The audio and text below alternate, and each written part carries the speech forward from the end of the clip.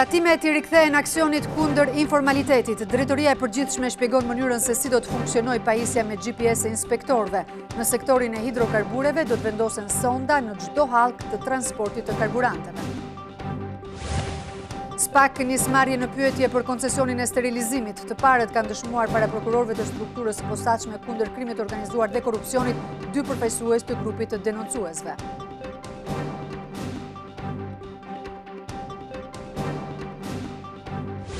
Policia shpall në kërkim një person të dyshuar si autor të vrasjes së ndodhur mbrëm në një prej lokaleve më të frekuentuar të zonës së Astirit. Ai është fiksuar nga një kamera sigurie, por motivi i ngjarjes mbetet mister.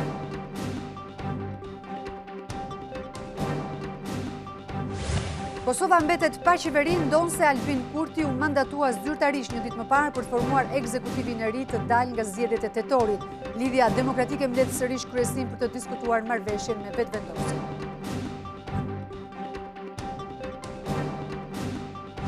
Kina konfirmon 6 viktimat e para të virusit misterios që ka prekur një pjesë të vendit, ndërsa të infektuarit arrin në 218.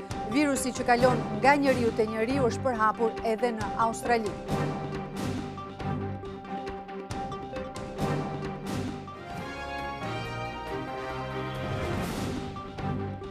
Ju përshëndes, mirë se vini në TV Klan. Ky është Edicioni Lajmeve të orës 15:30 do të jemi me informacionet më kryesore deri në këto momente.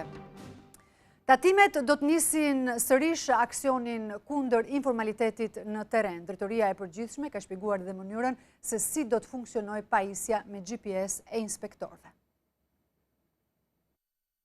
Tatimet do dalin sërish në terren për të nisur kontrollin e bizneseve, duke u fokusuar këtë herë në sektorin e ndërtimit, hidrokarbureve, barkafeve dhe hoteleve, si dhe të çështja e deklarimit të pagave dhe subjektet e akcizës. Intervistat të thelluara, pra kontrollet tatimore dhe vetëm në fund do përdorim hetimin tatimor. Administrata tatimore do të fokusohet të vitet dhe te performanca e punojësve të saj, duke instaluar sistem GPS të inspektorët, por dhe duke vendosur sonda në sektorin e hidrokarbureve për të matur sasinë e naftës që qarkullon nga depozita e shumicës dhe pompa që furnizon konsumatorin. Në depozitat, në makinat, me qëllim gjurmëshmërinë e lëngut që nga prodhimi ose që nga importi deri në konsumatorin final. Megjithatë, rezultatet e vitit 2019, sa i përket mbledhjes së të ardhurave tatimore, nuk vlerësohen si një performancë mirë nga ana e kreut të tatimeve, më shumë se sa punës së administratës. Për rënien e të ardhurave tatimet bëjnë përgjegjës disa faktorë të ekonomisë. Sektori i ndërtimit ka pasur një ecuri më të ngadalë për sa i përket mbledhjes së të ardhurave, por edhe për sa i përket rritjes ekonomike,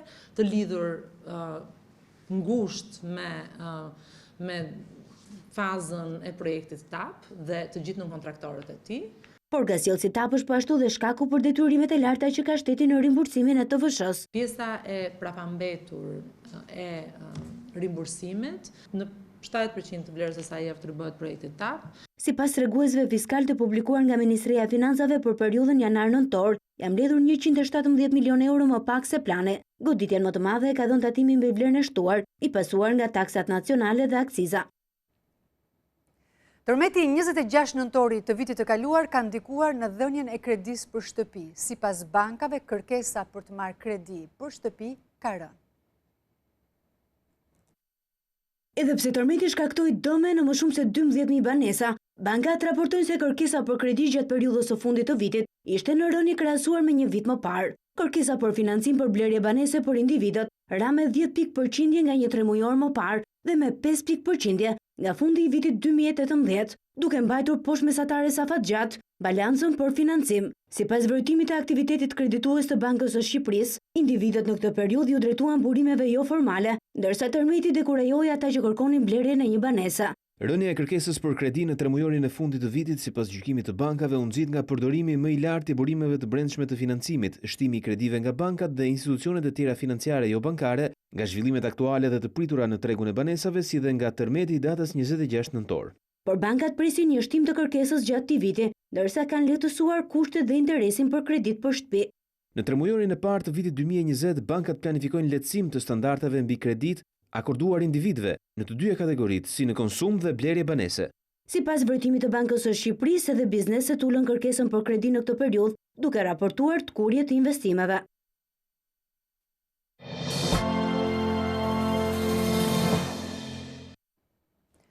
Pas vrasjes së një dite më parë të 28 vjeçarit Vilson Tafqiu, policia ka shpallur në kërkim një person si autor i dyshuar i ngjarjes. I riu u qellua me 3 plumba pistolete sapo ka dalë nga ambientet e një lokali në zonën e Astirit në Tiranë. 28 vjeçari Vilson Tafqiu pasi ka lënë ambientet e lokalit të shpritur nga një person ku është qelluar me 3 plumba pistolete.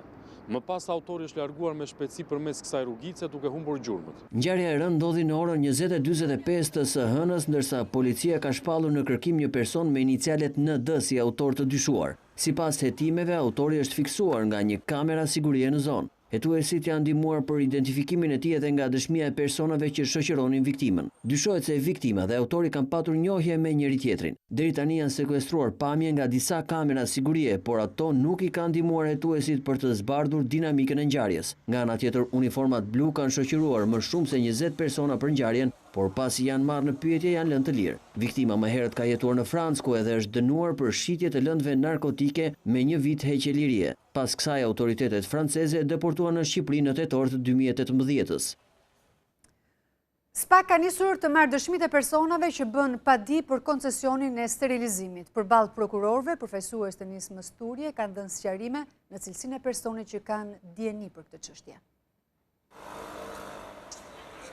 Prokuroria e posaçme kundër krimit të organizuar dhe korrupsionit pas padis nga nisma Thurje për koncesionin e sterilizimit është vendosur në lëvizje duke nisur me pyetjen e personave që kanë dieni lidhur me këtë kontratë. Para ditën e së martës është marrë në pyetje ekonomisti i nismës Thurje, Pano Sako. Ai është pjesë e grupit që dorëzoi padin dhe ka qëndruar për më shumë se 1 orë në prokurorinë e posaçme kundër korrupsionit dhe krimit të organizuar. Një ditë më parë ka dhënë dëshminë e tij edhe mjeku Ertan Koni. Koni në dhjetor të 2019-s përmes një video mesazhi denoncoi se para koncesionit, kostoja e setit kirurgjikal kushtonte vetëm 2.4 euro dhe kostot nuk ndërhynin në numrin e operacioneve. Sot pas koncesionit ne paguajmë mesatarisht 190 euro për set kirurgjikal. Përfaqësues të nismës Thurje kanë kallëzuar penalisht në 23 dhjetor të vitit të kaluar ish ministrin e shëndetësisë Ilir Beqaj, si dhe zyrtari ish zyrtar të përfshirë në dhënien me koncesion të procesit të sterilizimit. Gjykata e të drejtave të njeriut në Strasburg ka gjobitur Shqipërinë pas padisë së një të dënuari që ishte mbajtur në qeli edhe pse ishte konfirmuar nga mjekët se kishte probleme mendore. Gjykata e Strasburgut ka dënuar shtetin shqiptar me një gjobë prej 17.500 eurosh për rastin e Arben Strazimirit, i arrestuar në vitin 2008 për tentativë vrasjeje me paramendim. Në vendim thuhet se Strazimiri ishte liruar nga përgjegjësia penale për shkak të problemeve mendore, por mbahej në burg dhe jo në një institucion të kujdesit mjekësor. Vendimi i 7 gjyqtarëve cilëson një dështim të gjatë nga autoritetet shqiptare mungesën e një institucioni të posaçëm mjekësor për të sëmurët mendor që janë privuar nga liria dhe kërkojnë një trajtim të detyrueshëm të urdhëruar nga gjykata. Kjo si pasaj është një praktike përsëritur në Shqipëri që bie ndesh me ligjin e brendshëm. Këta persona, duke qenë se konsiderohen një rrezik për veten dhe për të tjerët, mbahen në spitalin e burgjeve në kushte jo të përshtatshme dhe denigruese, duke shkelur nenin 3 të Konventës Evropiane për të drejtat e njeriut. Në vendim thuhet se shumë pacient psiqik në Shqipëri janë në gjendje në braktisjes terapeutike, duke mos pasur një trajtim individual për secilin të paraburgosur. Ndër të tjera, gjykata konstatoi se legjislacioni shqiptar nuk parashikonte të drejtën e kompensimit për ndalimin e palishëm të individëve në situatën specifike të Strazimirit.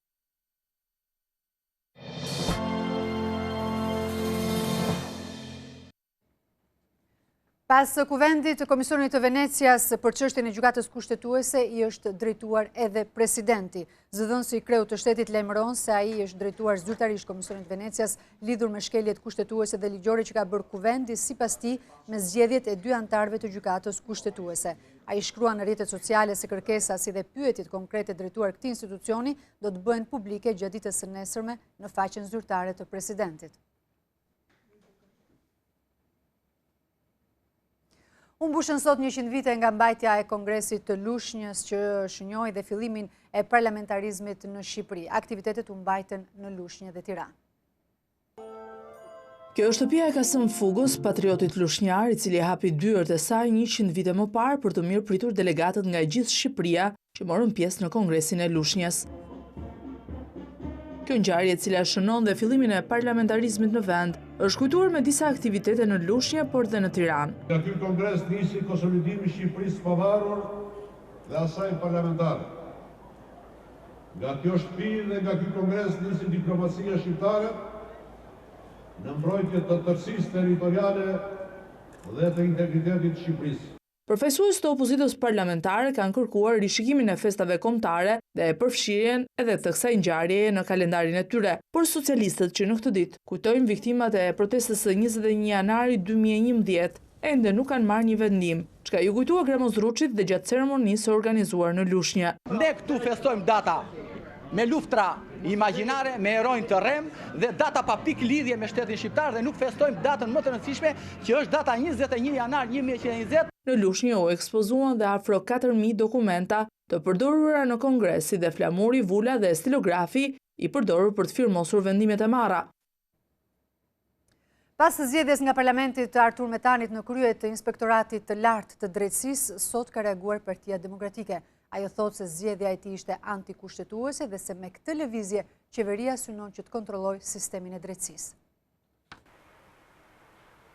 Demokratat e cilësojnë antikushtetues dhe të paligjshëm votimin nga Parlamenti të Artur Metanit në krye të Inspektoratit të Lartë të Drejtësisë. Opozita thotë se Metani nuk duhet të ishte përzgjedhur e as votuar, sepse është në kushtet e ndalimit, pasi sipas saj ka mbajtur funksione politike në administrat gjatë 10 viteve të fundit përpara kandidimit. Si Këshilli i Emërimeve në Drejtësi, edhe Parlamenti kanë shkelur me vetdije ligjet dhe kushtetutën e këtij vendi. Artur Metani është në kushtet e ndalimit kushtetues dhe ligjor. Ai ka mbajtur funksionin e këshilltarit juridik të Presidentit të Republikës, që është një funksion politik, periudhën maj 2002 korrik 2012. Në bazë të ligjit të vetingut, neni 3, pika 17, pozicioni i këshilltarit presidentit konsiderohet funksion politik. Ngjitjen e Metanit në krye të Inspektoratit të Lartë të Drejtësisë, opozita e sheh si kapje të sistemit nga kryeministri Rama, për shkak edhe të lidhjeve familjare që ai ka me ish-ministren socialiste Glantina Gjermeni. Artur Metani ka qenë këshilltar juridik i 2 presidentëve, Alfred Mojsiu e Bamir Topi, në vitet 2002-2012. Ai ka mbajtur për 4 vite detyrën e drejtorit të Departamentit të Legjislacionit dhe Antikorrupsionit në kryeministri, si dhe që prej 22 tetorit të 2018-s ka shërbyer në postin e avokatit të shtetit. tvklan.al, webi më i klikuar ndër të gjithë televizionet mbar shqiptare. Lajmi i fundit, gjithçka ndodh në vend, rajon dhe botë. I gjeni në kohë reale në tvklan.al. Informohu në lëvizje vetëm me një klikim në celularin tuaj, edhe në aplikacionin tvklan.al. Video dhe lajme për çdo emision, dhe të rejat apo sinopse të serialeve tona, vetëm në tvklan.al. Besueshmëri, shpejtësi, cilësi dhe interaktivitet. Klan, televizioni mbar shqiptar më i ndjekur. Do të shohim tani zhvillimet politike në Kosovë. Në këtë moment, Lidhja Demokratike ka mbledhur kryesin për të marrë një vendim në lidhje me negociatat me lëvizjen vetëvendosje. Drejt për drejt është Blerta Dalloshi Berisha. Blerta, të përshëndes. Çfarë po ndodh aktualisht dhe a ka ndonjë sinjal për afrim të qëndrimeve mes Kurtit dhe Mustafës? Përshëndetje Anjola, ende nuk ka asgjë konkrete nga Lidhja Demokratike e Kosovës, mes që kryetari i Lidhjes Demokratike të Kosovës para mbledhjes së kryesisë ka thënë se gjithçka do të jetë e qartë tek pas përfundimit të mbledhjes së kryesisë së kësaj partie dhe do pritet që të vendoset se si do të veprojnë pas ofertës së fundit të lëvizjes vetëvendosje për të vazhduar negociatat për të arritur një marrëveshje për një koalicion bashkëqeverisës ndërmjet këtyre dy partive politike. Paradite këtu në selinë e Lidhjes Demokratike të Kosovës kanë qenë edhe ambasadorja amerikan në Kosovë si dhe ai britanik, kanë pasur takime të ndara me kryetarin e Lidhjes Demokratike të Kosovës Isa Mustafa për të diskutuar rreth për të bërë presion në një farë mënyre në mënyrë që të arrihet marrëveshja më shpejt ndërmjet këtyre dy partive politike për të bashkëqeverisur me vendin. Mustafa ka thënë se sigurisht që të dy ambasadorët në takim kanë kërkuar që sa më shpejt të formohet qeveria dhe janë të interesuar që të ketë sa më shpejt Kosova një qeveri të re. Megjithatë, për secilin veprim që do të merr Lidhja Demokratike e Kosovës pritet të vendoset në mbledhjen e kryesisë dhe pas kësaj mbledhje kryetari i Lidhjes Demokratike të Kosovës do të dalë me një konferencë për media për të na njoftuar më hollësisht. Anjola? Blerta, faleminderit për raportimin. Do të qëndrojmë ndërkohë me zhvillimet në Kosovë, pasi presidenti i Shteteve të Bashkuara të Amerikës Donald Trump e ka quajtur një fitore marrëveshjen mes Kosovës dhe Serbisë për vendosjen e fluturimeve të drejtpërdrejta mes dy vendeve. Në një postim në Twitter, Trump shkruan se të gjithë thoshin se nuk bëhet dot, por për herë të parë në një gjenerat do të ketë fluturime të drejtpërdrejta midis Serbisë dhe Kosovës, një tjetër fitore, shpreh Trump. Në postimin e tij, ai falenderon ambasadorin Robert O'Brien, këshilltar i sigurisë kombëtare të Shtëpisë së Bardhë, dhe ambasadorin e Shteteve të Bashkuara në Gjermani, Richard Grenell. Diplomatët amerikanë ndërmjetësuan në shkrimin e marrëveshjes mes Kosovës dhe Serbisë për rihapjen e linjës ajrore Prishtinë-Beograd në një përpjekje për përmirësimin e lidhjeve ekonomike mes dy vendeve.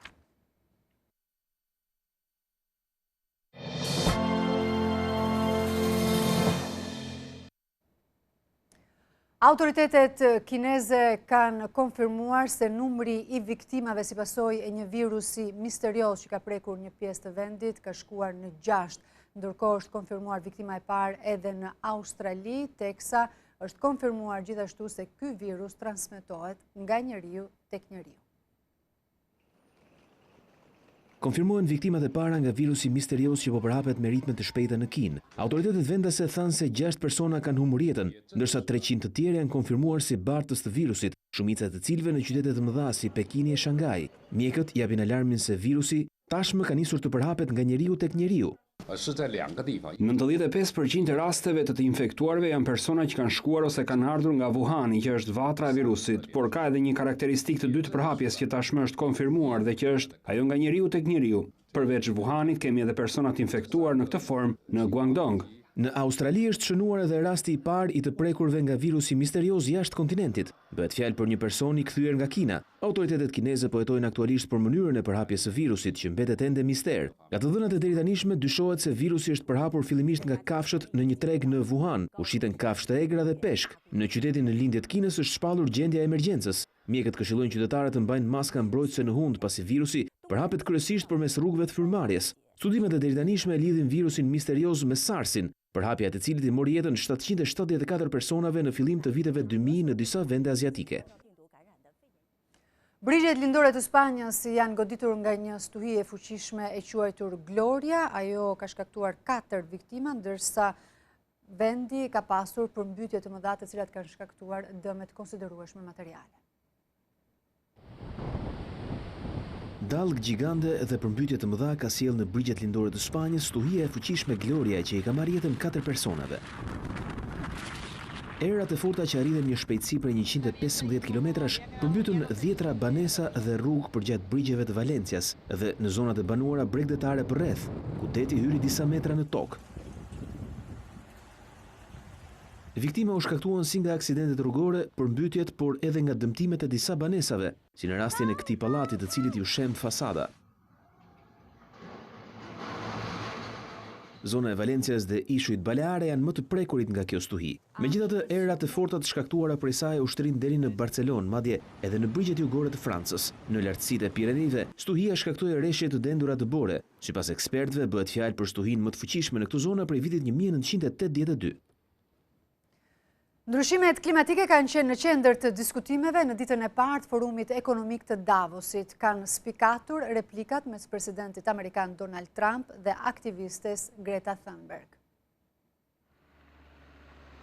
Ndryshimet klimatike, pasojat e cilave janë të dukshme në shpeshtimin e katastrofave natyrore në të gjithë globin, ishin në fokusin e ditës së parë të forumit ekonomik global të Davosit. Aktivistja suedeze për klimën Greta Thunberg kritikoi liderët botror se nuk po dëgjojnë zërin e protestave të të rinjve në mbar botën që kërkojnë masa kundër këtyre ndryshimeve. Asgjë nuk është bërë që kurse çlirimi i dioksidit të karbonit në atmosferë nuk është reduktuar. Këtë po përpiqemi të arrijmë krahas shumë gjërave të tjera. Por presidenti amerikan Donald Trump, ndër kundërshtarët më të mëdhenj të pakteve botrore kundër ndryshimeve klimatike, ironizoi me fjalët e tij aktivisten 17 vjeçare.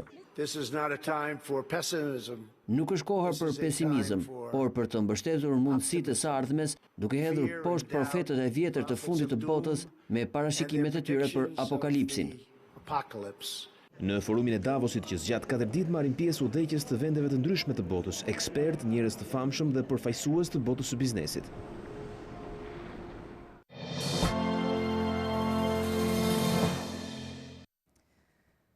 Qeveria ka hequr tatimin prej 15% për të gjithë pensionistët të cilët e marrin pensionin jashtë territorit të Shqipërisë. Tatimi është hequr edhe për të gjithë shtetasit e Bashkimit Evropian, të cilët kanë zgjedhur të jetojnë në Shqipëri, por që pensionin e marrin në vendet e tyre. Qeveria ka vendosur të heqë takson për personat që janë pensionistë, por pensionin e marrin në një shtet tjetër jashtë territorit të Shqipërisë. Shqiptarët të cilët kanë të drejtë pensionin në një vend tjetër, shtetasit e Bashkimit Evropian me leje qëndrimi në vendin tonë dhe të gjithë shtetasit e tjerë të huaj që kanë marrë në shtetësi shqiptare dhe janë rezident, nuk do të paguajnë më 15% të vlerës së pensionit të tyre, si tatim mbi të ardhurat personale. Deri më sot Shqipëria ka taksuar pensionistët edhe kur ata marrin pension të huaj, një normë ligjore e diskutueshme nga ana fiskale, nëse duhet të tatohet apo jo një ardhur që merret nga taksat që janë paguar gjatë viteve të punës. Diskutimi ka qenë nëse do të tatohej kjo e ardhur në momentin që puna dhe taksa për sigurime shoqërore është paguar në një shtet tjetër. Megjithatë, Ministria e Shtetit për Diasporën ka arritur që të ndryshojë ligjin duke vënë si argument pjesën se tatimi nuk ka pse paguhet në momentin që të ardhurat e pensionit shpenzohen në Shqipëri. Ligji mon këto të drejtë personave të cilët kanë qenë të dënuar me më shumë se 3 vjet heqje lirie, si dhe rastin kur përfundon leja e qëndrimit në territorin tonë. Nga kjo nisëm mendohet se do të përfitojnë qindra pensionistë, të cilët kanë siguruar një pension jashtë nga emigracioni dhe sot jetojnë në Shqipëri. Akti normativ pritet të hyjë në fuqi menjëherë pas botimit në fletoren zyrtare. Ka nisur rekonstruksioni i shkollës 1 qershori në kombinat të Tiranës. Kryetari i Bashkisë Erion Velia tha se janë hapur 100 kantiere pune. Pas afro 60 vite, shkolla 9 vjeçare 1 qershori në kombinati është nënshtruar një rekonstruksioni të plot. Gjatë inspektimit të punimeve, Kryebashkiaku i Tiranës Erion Velia i tha se brenda vitit shkolla do të hap dyert për nxënësit e kësaj zone. Shkolla 1 qershorit ta kapi 1 qershorin e 100 vjetorit Tiranës si një shkollë e re, si një shkollë e shtuar, jo vetëm me klasa, por edhe me ambiente sportive, futboll, volejboll, basketboll dhe palestër. Sipas Veliajt, 20 prej 100 kantierëve të hapur në kryeqytet janë në shkolla. Prioriteti që i është dhënë fëmijëve në mandatin e parë do të vazhdoj edhe këtë mandat dhe unë besoj nëse në 100 vitet e ardhshme të Tiranës do punojmë duke pas parasysh fëmijët dhe jo sherrët e triturve mes tyre, realisht do lëm një paj edhe do kemi hedhur piketat se si do jetë Tirana në 100 vitet e ardhshme. Shkolla 1 qershori do të zhvillojë mësim vetëm me 1 turn, ndërsa pasdite ajo do të përdoret për aktivitetet e komunitetit.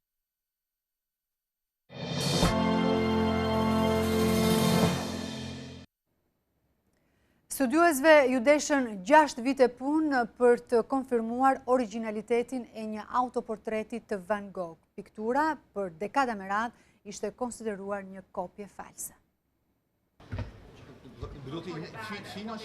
Një autoportret i rrallë i Vincent Van Gogh, i cili për dekada me radhë mendohej se ishte një kopje falsifikuar, është një punë e mirëfillt e mjeshtrit holandez. Në këtë konkluzion arritën më në fund ekspertët pas 6 vitesh studim. Kanavaca është tipike e tij, e përdorur për një periudhë të shkurtër në 1889. Pigmentet janë gjithashtu plotësisht në harmoni, ka zbardhje në sfond, e cila gjithashtu është tipike për artistin. Piktura besoi se ishte origjinale deri në vitet 1970, kur ekspertët ngritën shqetësime për teknikat e pazakonta dhe zgjedhjet e ngjyrave të përdorura, veçanërisht nuanca e gjelbër për flokët. Mendohet se holandezi punoi për këtë vepër në verën e vitit 1889, kohë kur ushtrua në spital në Francë, dhe sipas muzeut në Amsterdam, është mbase vetmi e punuar për tij në një gjendje të rënduar psikologjike. Autoportreti do t'i kthehet Muzeut Kombëtar të Norvegjisë, i cili e bleu në vitin 1910 për 10.000 franga franceze, që do t'ishin pak a shumë 100.000 euro sot. Grupi legjendar Queen është vendosur në një monedhë përkujtimore së bashku me mbretëreshën Elizabeth. Një nderim i tillë nuk ishte ndodhur më parë për një band muzikore.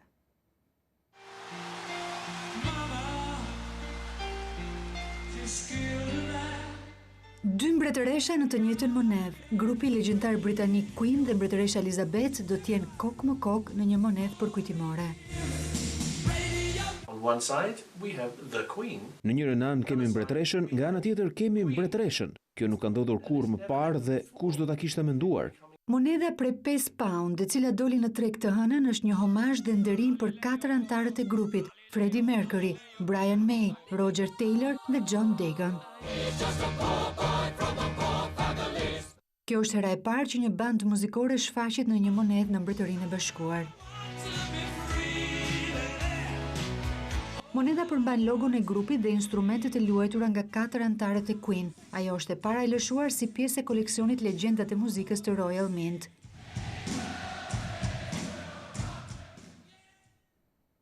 Këtu kemi përfunduar këtë edicion informativ, por ju vazhdoni të qëndroni me programacionet e televizionit Klan. Faleminderit që na ndoqët.